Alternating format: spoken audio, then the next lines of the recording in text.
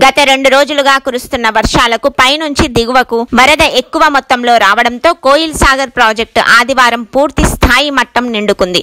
దీంతో ప్రాజెక్టు అధికారులు 13 గేట్లు ఎత్తివేసి నీటిని దిగువకు వదలడంతో బండర్వల్లి గ్రామం దగ్గర ఉన్న ఊకచెట్టు వాగు ఉధృతంగా ప్రవహిస్తుంది. దీంతో పర్యాటకులు తాకిడి ఎక్కువైంది. ముందు జాగ్రత్తగా అక్కడికి చేరుకున్న పోలీసులు బ్రిడ్జిపై ఉన్న జనాలను అక్కడి నుంచి వెనకకు పంపించి వేశారు.